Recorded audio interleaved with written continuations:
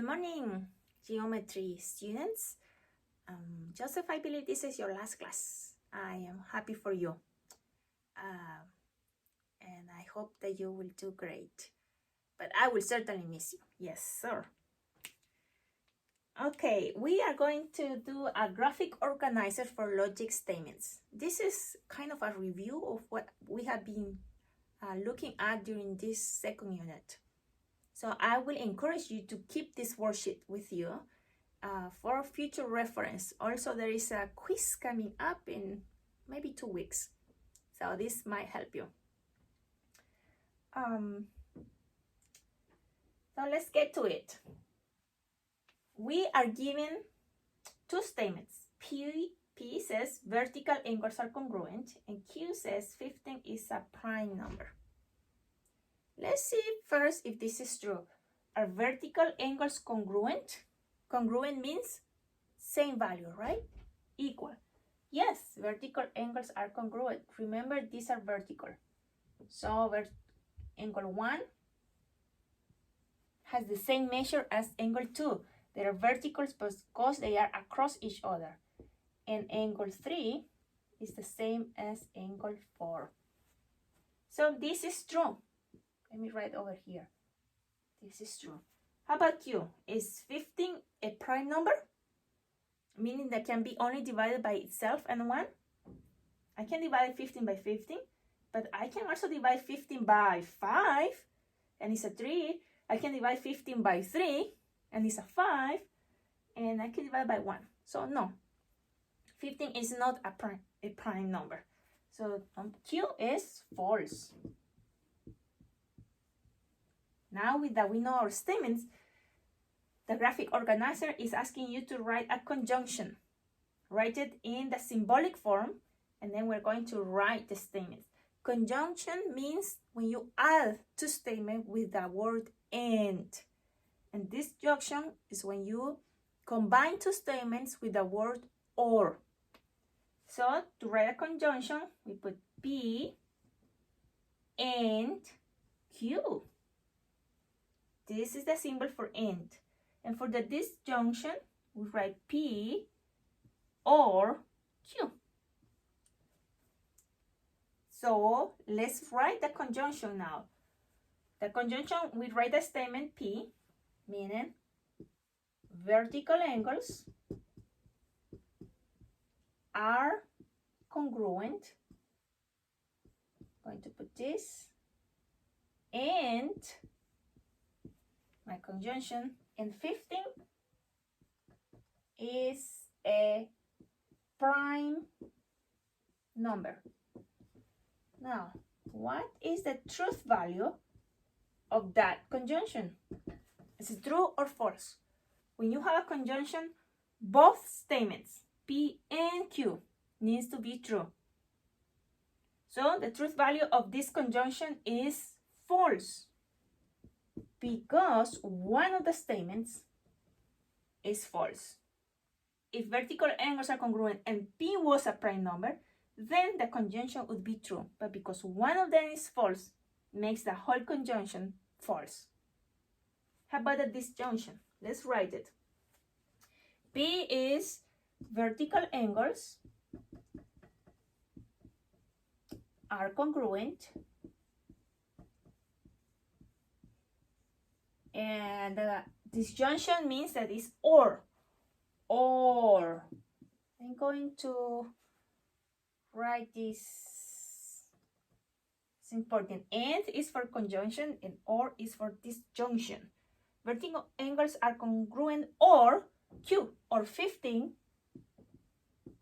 is a prime number. What's the truth value of this statement? The truth value for a disjunction is depending on either one needs to be true to make the whole disjunction true. Either P or Q need to be true. And since one of these vertical angles are congruent is true, although 15 is not a prime number, makes this disjunction true. either one needs to be true. Vertical angles are congruent or 15 is a prime number. Since vertical angles are congruent, we check the truth value of this statement, of this disjunction is true. Now, let's look at some conditional and inverse. A review. Conditional, if you recall, means that if P, then Q. You use the words if P, then Q. And then for the inverse is the negation of the condition. So if not P, then no Q. This symbol, which is not very nice from me, means negation, no. If no P, then no Q. The arrow means then. This is a negation. The inverse is the negation of the condition. So let's write the conditional for these two statements. If it is St. Patrick's Day, and Q, if it is March. The condition for P, if it is St. Patrick's Day,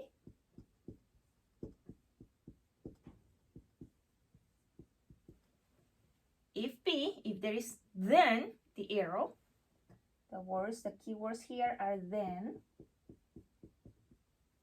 and at the beginning also if P, then Q, then it is March. That's Q. If it is St. Patrick's Day, then it is March. What's the truth value of that? Is it true? If it is St. Patrick's Day, then it is March? Absolutely. We don't have St. Patrick's Day any other month of the year except in March, right? So the truth value of that is true. Now let's write the inverse, the negation of the condition. A negation also uses the word if, but no, we add the negation. If not P, then no Q. Let me write in uppercase. If no, instead of P, we write if, here I will have to write if it is not St. Patrick's Day, then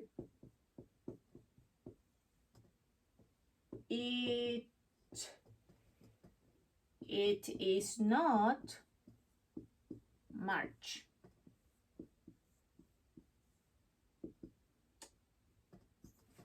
If it is not St. Patrick's Day, then it is not March. What's the truth value of that?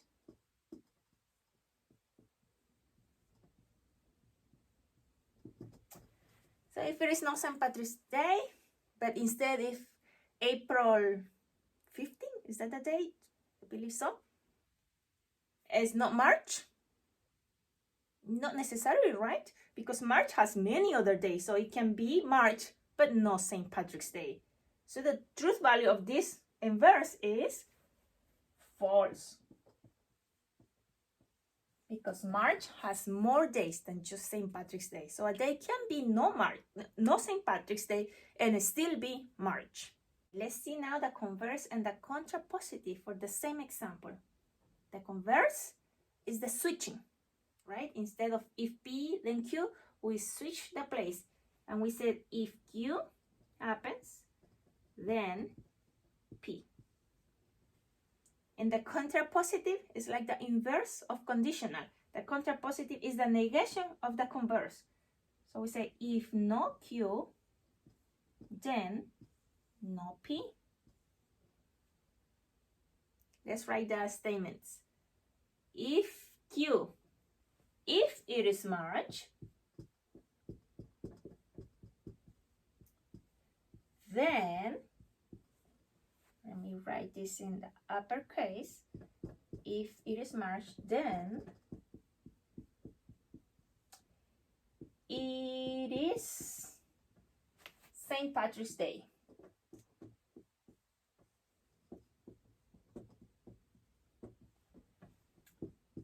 Now let's think about the truth value of this.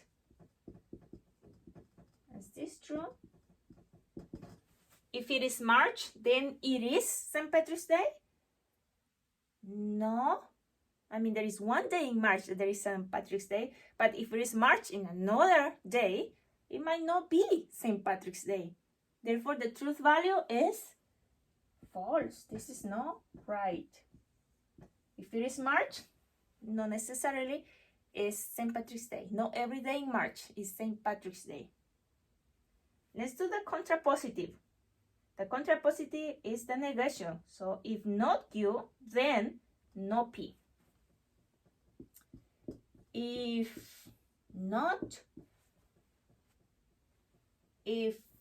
it is, language art teachers are going to kill me. If it is not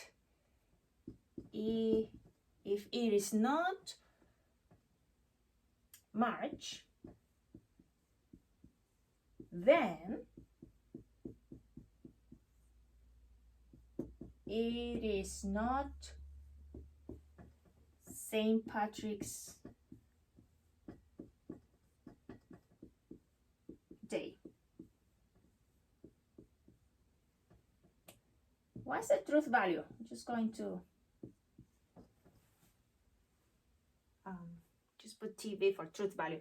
If it is not March, then it is not St. Patrick's Day. That's true, right? Because if it is not St. March, there is no way. There is one day in March that is St. Patrick's Day. But if it is not March, then definitely it is not St. Patrick's Day.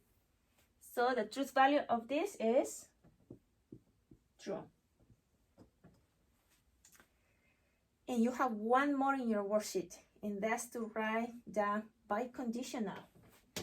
Let me switch markers here, because I want you to write the biconditional that we saw last class. So you need to write the symbolic form, how we write it. Look at your notes, and then write these statements in a biconditional one. Put those two together. Maybe I should put here. We symbolize this as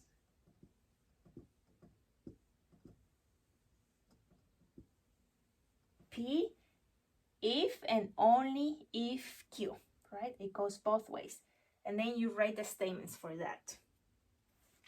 Have fun. And Joseph, goodbye.